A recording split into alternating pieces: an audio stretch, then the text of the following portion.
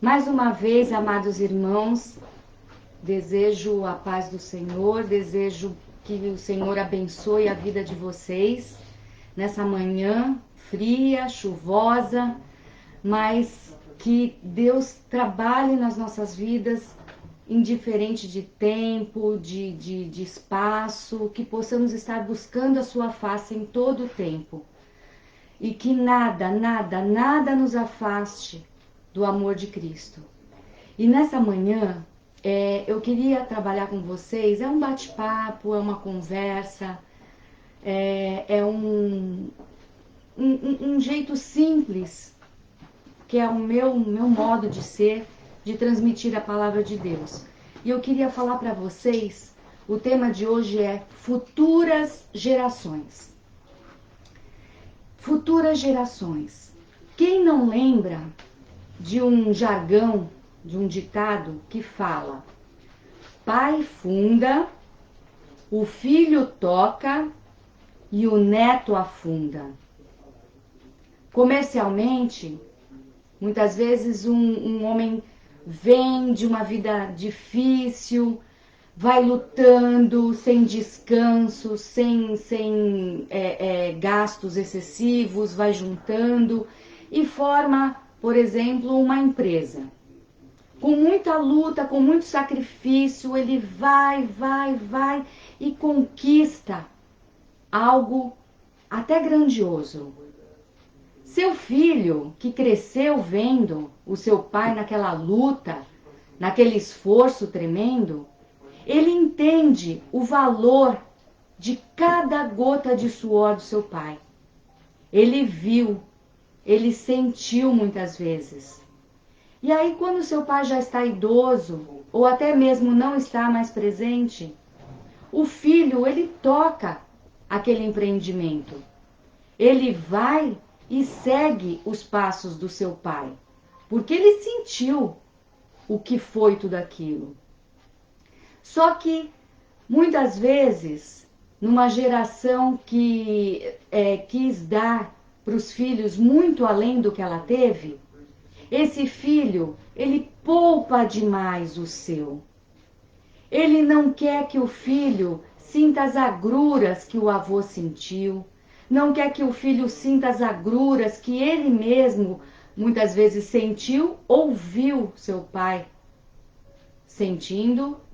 E o seu filhinho, aquele seu bebezinho, ele não vai ter que passar por tudo aquilo. Até porque a condição de vida dele é diferente. E aí aquele neto, ele não tem mais aquela experiência das agruras e dificuldades do seu avô e do seu pai. Esse distanciamento vai fazer com que ele não dê valor ao suor do seu avô e também do seu pai.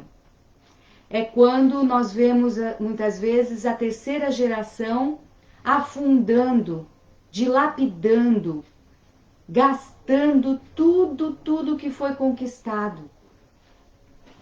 Isso nós estamos falando de uma vida natural, de uma vida do dia a dia, num comércio. Eu dei o exemplo de um comércio, de uma empresa. Agora vamos analisar essa situação no sentido espiritual. Deus, ele planejou a salvação lá no Éden. Ele teve todo um projeto. Ele criou a salvação para o homem quando o homem fez uma má escolha e se perdeu. Mais adiante, vem o seu filho e toca. Ele vai e concretiza, continua aquela grande obra que seu pai estabeleceu. E nós agora somos filhos através de Jesus. Somos filhos através do sacrifício que Jesus fez. Ele é o primogênito e depois nós. Só que, será que seremos comparados a esse neto que afunda? É exatamente o que temos visto hoje em dia. Estamos vendo uma geração que está afundando valores eternos, valores que Deus estabeleceu. E aí, como Deus estabeleceu esses valores? Vamos abrir, espero que vocês estejam com suas Bíblias ao lado, porque hoje nós vamos utilizá-la bastante. Lá em Levítico 26:3, Deus estabelece, primeiro, vocês devem lembrar que a humanidade, ela se perdeu. Teve um dilúvio, Deus pinçou a família de Noé e sua família, somente eles sobreviveram, começou uma nova geração humana, mas o homem continuou pecando, continuou fazendo o que era errado. E aí, Deus estabeleceu leis. Deus, através de Moisés, novamente, Deus vai levantando. Deus infinitamente, ele pensou um homem chamado Abraão, de uma geração, de um grupo, de uma comunidade idólatra, pegou esse homem e esse homem acreditou, fez a escolha de andar com Deus, acreditou e Deus falou: de ti farei uma grande nação. E de Abraão veio a nação de Israel. E através desse povo, Deus pensou, ele estabeleceu, ele queria se manifestar na humanidade através de um povo. Esse povo não era melhor do que os outros. Não é isso. Ele simplesmente escolheu um homem e prometeu: através de você eu vou me manifestar ao mundo. E através da tua descendência vai vir salvação. E através da descendência de Abraão veio Jesus à terra. Mas Deus, lá em Moisés, com Moisés, ele estabeleceu algumas regras. Vamos ver, Levítico 26, versículo 3. Todo mundo abriu? Se andares nos meus estatutos e guardardes os meus mandamentos, e olha o principal, e os fizerdes. Não adianta você ler, você saber. Você tem que fazer. E no versículo 12, é a promessa: e andarei no meio de vós, e eu vos serei por Deus, e vós me sereis por povo. Olha que maravilha. Não é qualquer liderança. É o Deus criador dos céus e da terra, que te criou, que te formou perfeito, que vai andar no meio do povo dele. Uma bênção maravilhosa. Então Deus estabeleceu mandamentos, estatutos e juízos. Lá em Deuteronômio 6, agora vamos voltar um pouquinho. Vamos adiante, né? Deuteronômio, mais adiante, versículo 6, capítulo 6, versículo 2.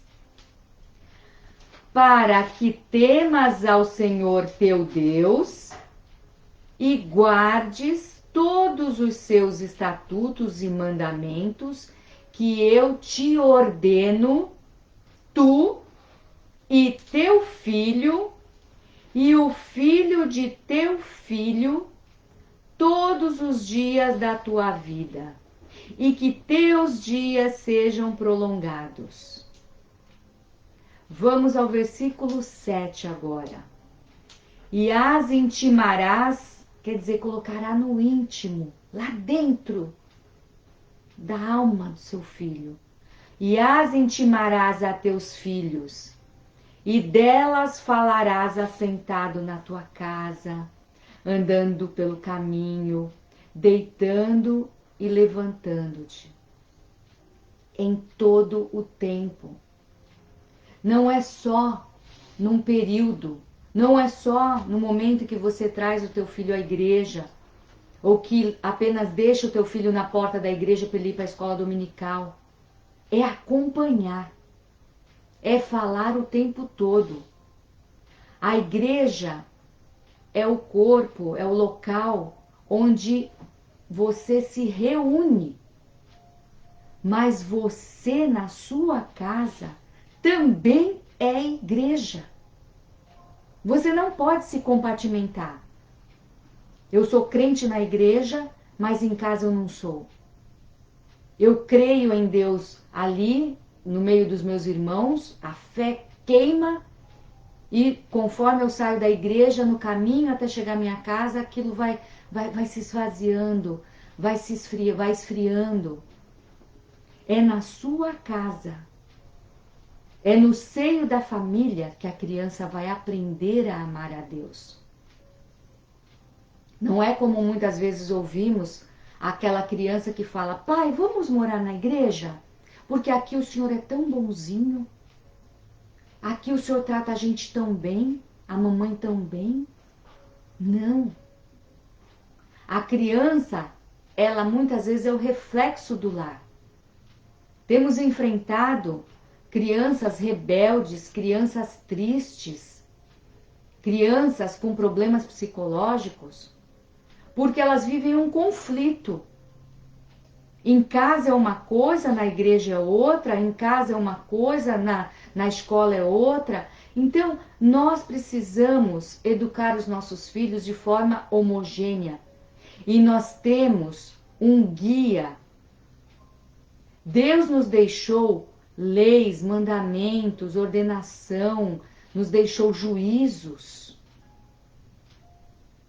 Nós precisamos dar atenção a isso. Precisamos estudar a palavra de Deus, que Deus é a boca dele. Ai, Deus não fala comigo. Abra a Bíblia. Deus tem falado através da sua palavra. Esta palavra tem ensino para todas as coisas, para todas as áreas da sua vida. Comece a ouvir o que Deus tem falado para o seu povo. Se alimente dele para poder alimentar seus filhos. Aí vamos lá. Lá em Deuteronômio, capítulo 12, versículo 28, na sua parte primeira, na parte A, fala assim: guarda e ouve todas estas palavras que te ordeno, para que te bem suceda a ti e a teus filhos depois de ti para sempre. Promessa de Deus é bênção para você e para a sua descendência. Aí, vamos lá. Deus deu todos esses mandamentos. Ele falou tudo isso. Só que mesmo assim, aquele povo selecionado, que Deus escolheu para se manifestar na terra, ele foi se afastando. Não, seus pais não passaram corretamente para os seus filhos, as mensagens, e seus filhos foram deixando de lado a mensagem de Deus, e os netos, bisnetos, tataranetos, aquilo foi esfriando e houve um afastamento de Deus. Vamos lá, Juízes, vamos mais adiante, Juízes, capítulo 2, versículo 10. Veja o que aconteceu. E foi também congregada toda aquela geração a seus pais. E outra geração após deles se levantou, que não conhecia ao Senhor, nem tampouco a obra que fizera a Israel. Toda vez que o povo passava por algo, por algum livramento, Deus mandava que eles colocassem pedras, levantassem monumentos, memoriais. Por que Deus mandava colocar memoriais? Porque ele sabia que o povo tinha uma tendência ao esquecimento. Então ele mandava colocar aquelas pedras para que, passado anos, quem passasse por ali perguntaria: o que é esse memorial? O que é esse monte de pedras? E quem era um pouco mais velho falaria, porque seu pai lhe falou, porque seu avô lhe falou. Era uma prática comum isso. Só que o povo foi deixando isso de lado. E as próximas gerações foram esquecendo. Foram esquecendo dos grandes livramentos de Deus. De como Deus, com sua mão poderosa, livrou o seu povo do Egito, abriu o mar, fez coisas enormes. Deu maná dos céus, pão dos céus, cordonizes. Deus alimentava o seu povo. Durante o dia quente tinha uma nuvem protegendo o seu povo. Durante a noite fria tinha uma coluna de fogo aquecendo o seu povo. Deus ia fazendo maravilhas, maravilhas em cima de maravilhas. Mas esse povo foi esquecendo. E aí chegou uma época, vamos lá em Juízes, no capítulo 2 também, versículo 19, na sua parte também há. Porém, sucedia que, falecendo o juiz, que Deus levantava juízes para guiar o seu povo, tornavam e se corrompiam mais do que seus pais. Toda vez que o povo se aproximava de Deus, se arrependia dos seus maus caminhos, dos seus maus costumes, se arrependia de ter feito o que já sabiam, havia uma lei, tinha um direcionamento, eles já tinham regras, diferente dos outros povos, eles tinham no que se guiar. E aí eles, sabendo de tudo isso, eles se afastavam, mas quando eles se arrependiam, Deus levantava um juiz. Porque Deus, naquela época dos juízes, quando o povo se afastava, Deus levantava povos inimigos para aterrorizarem o povo de Deus. Ele permitia que esses povos crescessem diante do povo como forma de castigo. Mas aí o povo se voltava a Deus, se arrependia, e Deus levantava um juiz que fazia um direcionamento com o povo, fazia uma purificação, e o povo vencia e crescia e se desenvolvia.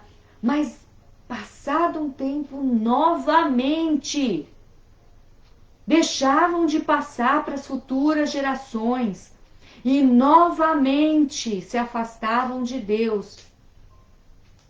Aí lá vinha novamente um povo inimigo, destruindo era um povo que era agrícola, as suas plantações eram destruídas, o seu povo era morto.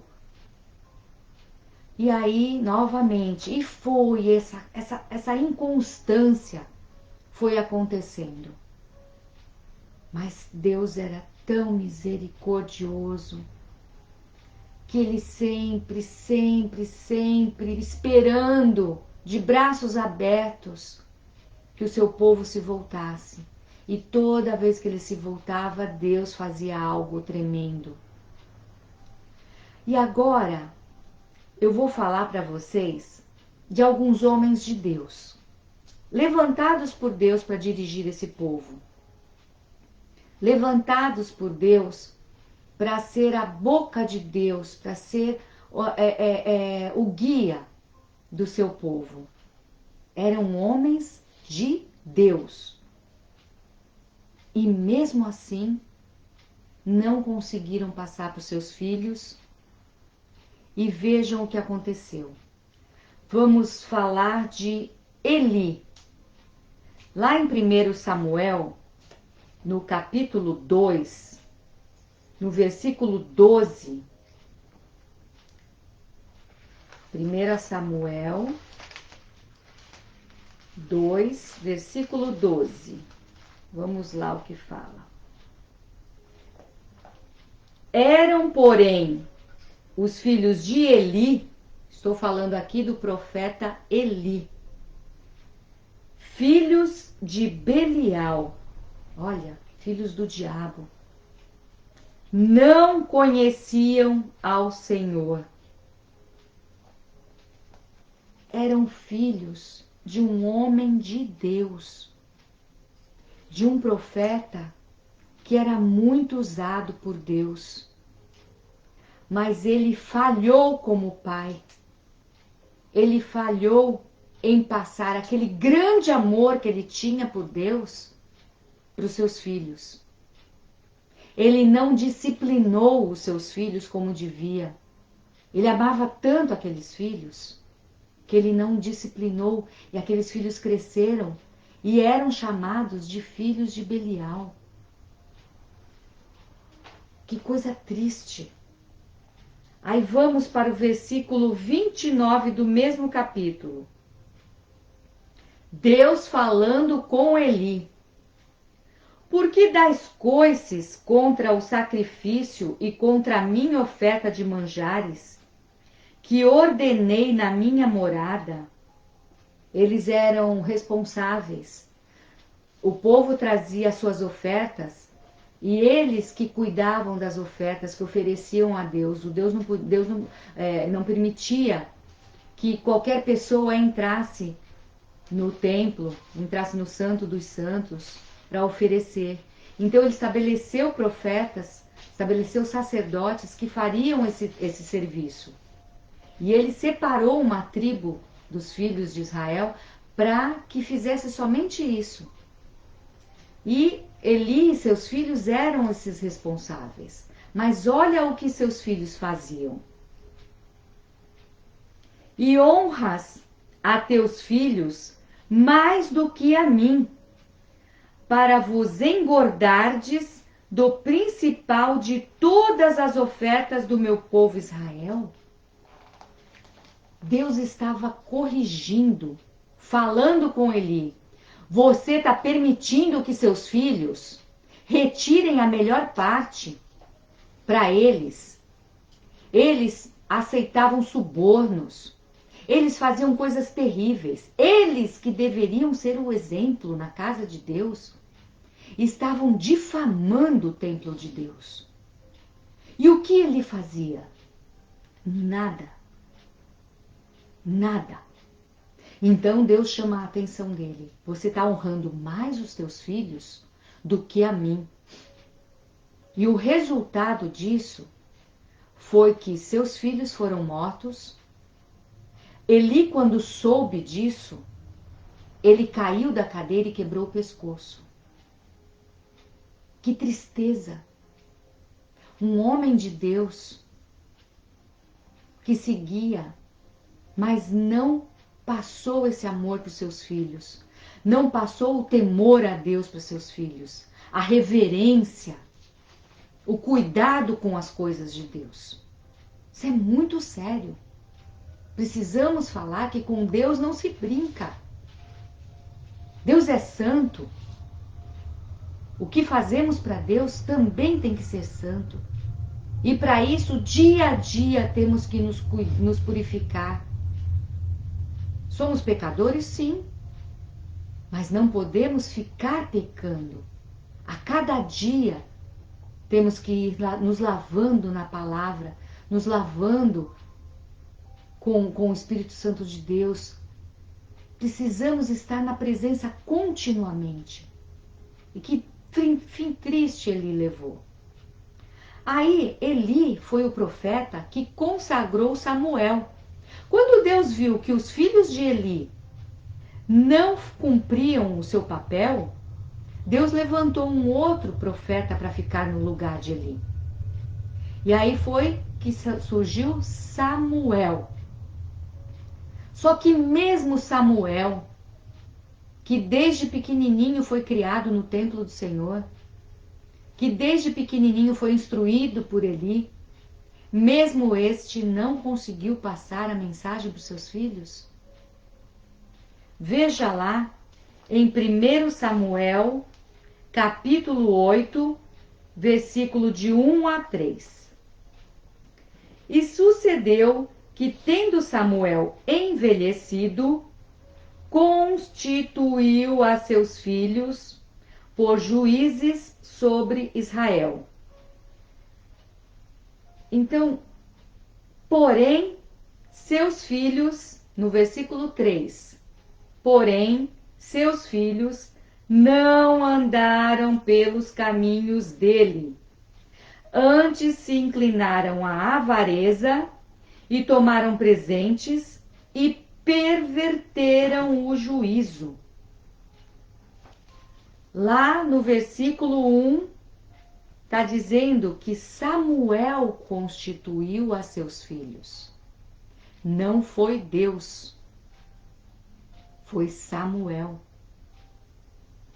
Quantas vezes nossos filhos não têm as mesmas qualidades que as nossas? Voltando lá no começo, vamos dar o exemplo de uma empresa. Se os nossos filhos não têm a mesma qualificação que a nossa, se a tendência dos nossos filhos não forem as mesmas, eu não vou poder pôr no mesmo cargo. Samuel tinha que ter visto com Deus se os seus filhos seriam capazes de seguir o mesmo caminho. Samuel tinha que ter, no dia a dia, convivendo com Deus, tinha que ter perguntado, dia após dia, como ele poderia ensinar seus filhos para que a sua casa desse continuidade ao trabalho. Da mesma forma, Samuel não fez isso. Seus filhos não seguiram seus caminhos. Existe o livre-arbítrio? Sim, existe. Muitas vezes um servo de Deus tem seus filhos que não seguem os seus caminhos porque querem. Porque eles têm liberdade para isso. Deus deu essa liberdade, Deus dá o livre-arbítrio. Deus quer que aqueles que o sigam, sigam de coração, de própria vontade. Por isso que a palavra de Deus fala, intimarás ao coração dos teus filhos. Tem que colocar lá dentro. A criança, por natureza, ela tem uma rebeldia que precisa ser doutrinada desde pequenininho. Isso é função da casa, em casa, dos pais, do pai, da mãe. E aí o que aconteceu? Seus filhos envergonharam. Samuel, um grande líder do povo. E aí os próprios anciãos falaram, olha Samuel, não está dando. Olha o que seus filhos estão fazendo. Nos dá um rei. Porque quando você morrer, nós não vamos querer ser guiados por estes homens que pervertem o juízo de Deus. E foi nesse momento que houve uma ruptura entre a teocracia, era Deus guiando através de um profeta, e veio um rei. Foi constituído Saul como o primeiro rei, porque o povo queria ser como os outros. Então vocês vejam como é sério quando um pai não consegue dirigir a sua casa. As consequências são terríveis. Saul não foi um bom rei. Tanto que Deus constituiu outro rei no lugar dele. Saul foi um pedido dos homens. Mas já que aconteceu, Deus queria colocar um rei segundo o coração dele. Aí vem Davi. Davi foi o rei que Deus quis para reinar. E ali, através de Davi, Deus faz uma promessa, que da linhagem de Davi sairia o Salvador. Mas tinha livre-arbítrio, né? Davi, que venceu o gigante, que venceu batalhas, seu reinado, seu reino foi muito difícil de ser conquistado, foi com muita luta, com muita guerra. A história de Davi até ele se tornar rei teve muita dificuldade, Deus foi trabalhando na vida dele, foi cuidando dele até ele se tornar rei. E quando ele estava no seu reinado, tranquilo em termos, né? Porque o reinado de Davi foi um reinado de muitas lutas, muitas guerras. Mas ele resolveu pecar. Ele cometeu adultério. Ele que tinha tudo que quis, tudo que ele queria, ele tinha. Ele não precisava, mas ele quis a mulher de um outro homem, a única mulher deste homem. Ele foi lá e adulterou com Betseba. Ele cometeu um homicídio, matou Urias, porque Betseba ficou grávida. Ele tentou fraudulentamente fazer com que o marido dormisse com a sua esposa para dizer que o filho era dele, mas o homem era tão correto que não quis deixar os seus colegas de batalha sozinhos e dormiu no meio dos homens para voltar para a guerra. E aí o plano sombrio de Davi não deu certo. Davi cometeu pecados terríveis. E o seu povo estava vendo. Não era uma coisa que desse para esconder. O povo percebeu. Davi se arrependeu, chorou amargamente. Isso é a diferença. Todos nós pecamos. A diferença é um coração contrito que se arrepende. Davi reconheceu o seu grande pecado e se voltou para Deus. Quando fala que Davi era um homem segundo o coração de Deus, não é porque Davi fosse perfeito, mas porque Davi fez o que Deus quer que todos nós façamos. Nos arrependamos dos nossos pecados e nos voltemos a Deus. E Davi se voltou para Deus arrependido amargamente. Leia todos os primeiros salmos e você vai ver o quanto Davi sofreu, o quanto Davi chorou. E aquilo teve consequência na sua família. Deus perdoou Davi? Sim, perdoou. Deus perdoa os pecados? Sim, Deus perdoa. Mas as consequências do pecado, elas vão acontecer. Se eu cortar o meu braço, eu posso até me arrepender de ter cortado o meu braço. Só que o meu braço não vai ser colado de volta. Deus vai perdoar o meu ato de autoflagelo, de eu ter cortado, mas o meu braço não vai crescer novamente. Eu vou carregar a consequência do meu braço retirado. Vou ser perdoada? Sim, mas ele não vai voltar. Então as consequências são carregadas. E as consequências foram muito difíceis para ele. 3 filhos dele, olha só o que aconteceu. O pai não era um bom testemunho. Nem para sua casa, nem para o povo. Aminon, um dos filhos de Davi, ele se apaixonou por Tamar. Paixão. Tamar era sua meia-irmã. Era filha do seu pai com outra mãe. E Tamar tinha um irmão de mesmo pai e mesma mãe chamado Absalão. Amnon violentou a sua irmã Tamar. Só que mesmo ele violentando, ele poderia se casar com ela. Se ele pedisse para o pai. Tomaria, seria punido, talvez, não sei. Mas ele poderia se casar com ela. Mas ele mandou ela embora. Depois que ele estuprou a sua irmã, ele ficou com nojo dela. Ele envergonhou a moça e expulsou ela. Ela foi se queixar com seu irmão Absalão. Seu irmão esperou 2 anos para se vingar do seu meio-irmão e matou Amnon.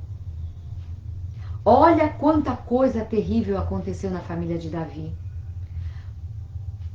Absalão morreu depois, Amnon foi morto por Absalão e mais tarde Adonias, um outro filho de Davi, Davi estava bem velho e Adonias se pôs como rei, independente do seu pai, se colocou como rei. Só que o trono estava prometido para Salomão. E houve guerra entre esses 2 irmãos. Houve, não uma guerra física, houve conflitos. Absalão foi colocado como rei, Adonias, ele acabou sendo morto. Tantas dificuldades nessa casa de Davi. Davi foi um rei consagrado até hoje, filho de Davi, porém não teve sucesso no seu lar. Mas tudo isso é terrível. Se você não segue a lei que Deus estabeleceu, coisas terríveis vão acontecer. Porém, vamos lá para 2 Timóteo, no livro de Timóteo, segunda carta de Paulo a Timóteo,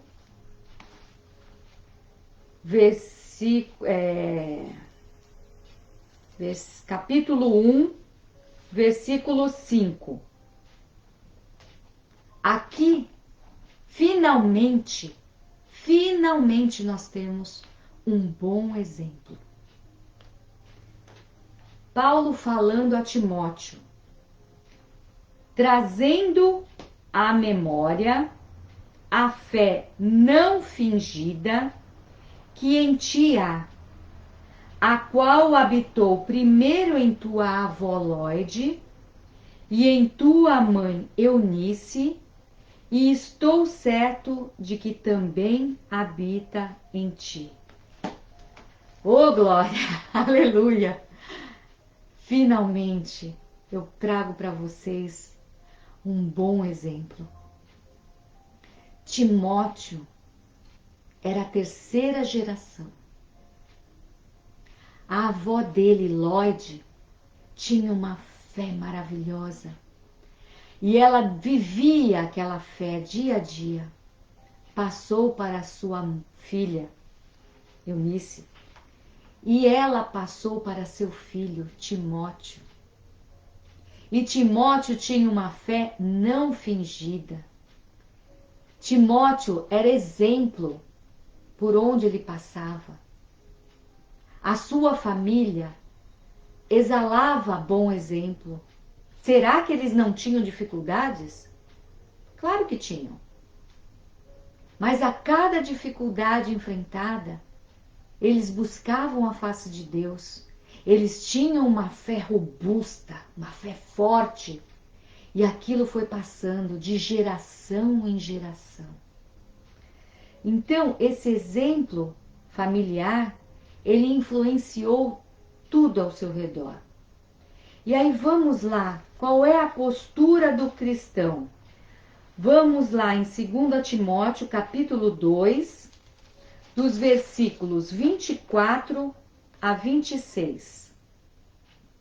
E ao servo do Senhor não convém contender, mas sim ser manso para com todos, apto para ensinar, sofredor, instruindo com mansidão os que resistem, a ver se porventura Deus lhes dará arrependimento para conhecerem a verdade.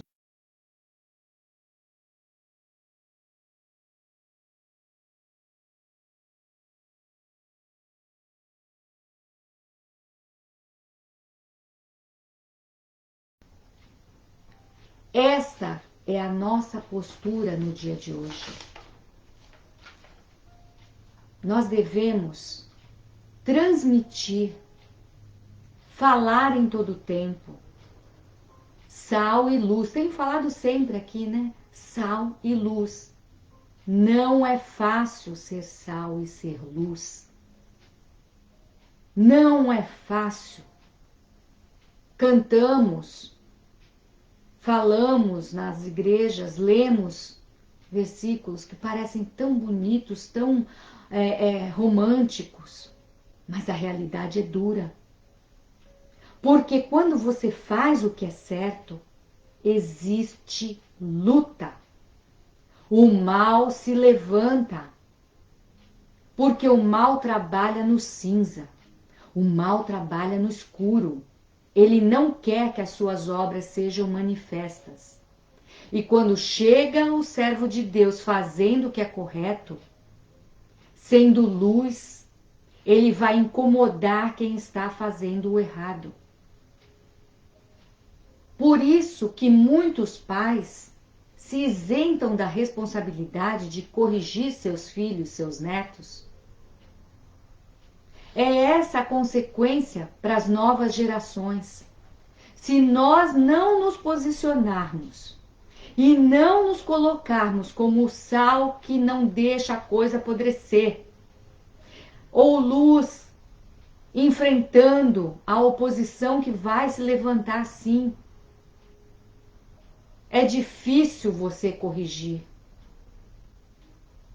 O mundo está querendo enfraquecer a família, porque sabe que é lá dentro da família que a criança vai ser instruída.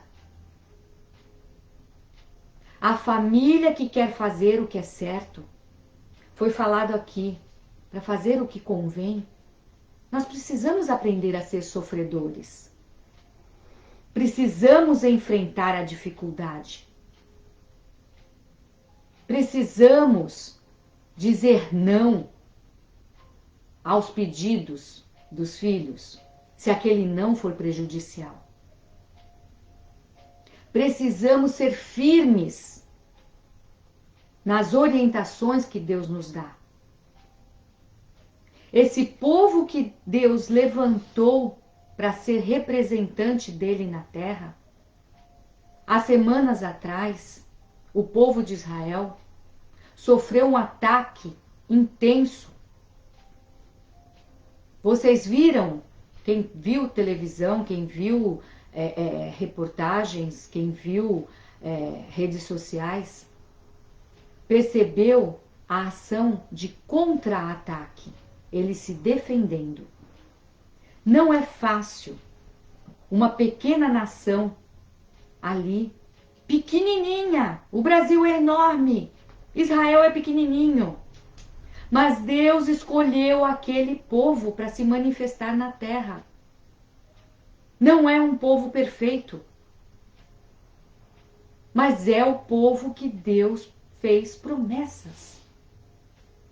Daquele povo surgiu Jesus. E como fala nos evangelhos, Deus veio para eles, Jesus veio para eles, mas eles não o aceitaram. E através dessa rejeição deles, nós que somos considerados os gentios, que não somos do povo de Israel, somos os gentios, nós tivemos acesso a essa salvação. A intenção de Deus é que todos se salvem. mas existe um povo onde ele vai se manifestar. Toda a palavra de Deus, tudo que está na Bíblia está se cumprindo. Literalmente. Quem tem ouvidos, ouça. Quem tem olhos, veja. Deus está se manifestando através do povo escolhido. E nós, através do sangue de Jesus, temos salvação. Mas esta salvação só é conseguida quando a gente aceita o que Jesus fala. Quando nós convertemos o nosso coração duro, de pedra, em um coração de carne. Quando nós saímos do nosso caminho de rebeldia, de fazer a nossa vontade e passamos a fazer a vontade de Deus. Não é fácil fazer a vontade de Deus. O próprio Jesus falou: no mundo tereis aflições, mas tende bom ânimo. Eu venci o mundo. Jesus, ele morreu e ressuscitou ao terceiro dia. Essa é a vitória de Cristo. Ele cumpriu tudo o que era determinado para que Deus aceitasse um sacrifício perfeito. Tudo que o homem fazia, sacrifício de bois, de cabras, de aves, aquilo era temporário. O sacrifício perfeito foi de Jesus. E agora nós temos acesso à salvação. Essa salvação nos traz uma mudança de vida.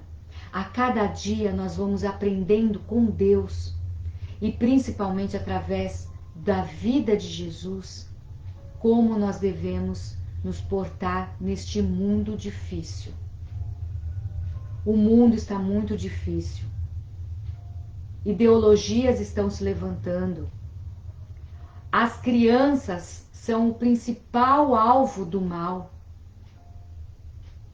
Porque o diabo, ele sabe que se ele atingir uma criança que está em formação, ele vai ter um adulto deturpado. Ele vai ter um adulto fácil de ser manipulado pelo mal, fácil de aceitar o erro, que não vai questionar e que vai passar aquele malefício para as futuras gerações. Isso é o que temos visto no mundo. Esse enfraquecimento, essa diluição dos valores de Deus. Então vamos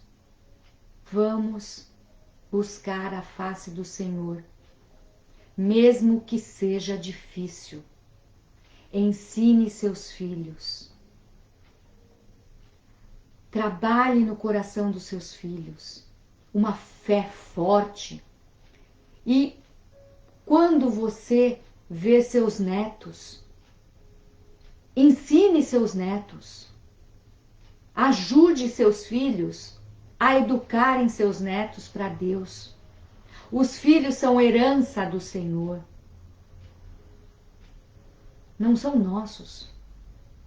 São para Deus. Então dê o seu melhor para Deus. Instrua seus filhos neste caminho eterno de salvação. O rei Ezequias, no final da sua vida, ele cometeu um erro e o profeta falou: olha, você errou e o povo da Babilônia virá buscar o seu tesouro, seus filhos serão levados como eunucos, serão feitos eunucos. Eunucos eram homens que eram castrados para ficarem cuidando dos haréns das mulheres. Então você veja só, promessa terrível para a descendência do rei Ezequias. E ele falou, Deus fala que não seria no tempo dele, seria no tempo dos filhos dele. E aí Ezequias, é boa essa palavra, que Deus fala que eu não vou ter problema no meu tempo. Ele não pensou na futura geração. Ele pensou só no seu bem-estar. Ele não pensou nos seus filhos que não teriam filhos. A sua descendência iria acabar. Muitos hoje em dia estão pensando só no hoje, no seu bem-estar, e esquecem de pensar nas futuras gerações. Vemos muito disso na política. Pessoas que tentam granjear dinheiro para si, dinheiro, dinheiro, dinheiro, como se fossem levar aquela fortuna toda no caixão. Mas não são exemplo para seus filhos. E o mal vai se perpetuando. Político colocando seus filhos na política. E mais pessoas num cargo de mando num país, só vendo o seu próprio benefício, sem pensar nas futuras gerações. Pensam no hoje sem pensar na vida futura. Eu clamo a você que tem sua vida colocada nas mãos de Deus. Pense nos seus filhos. Pense nos seus netos. Tudo que você aprendeu nos bancos da igreja, tudo que você aprendeu ao longo da sua vida, não deixe para você. Passe isso para os seus filhos. Se deitando, se levantando, no caminho, na mesa, em todo o tempo. Vieram os netos? Sente seus netos no seu colo. Passe para essa futura geração o amor de Deus, a fé forte e firme. Se você tiver uma vida longa, e ver bisnetos, continue, mesmo com a voz fraca, com a mão trêmula. Passe. Incentive seus filhos, incentive seus netos a ensinarem o amor de Deus. Jesus está voltando.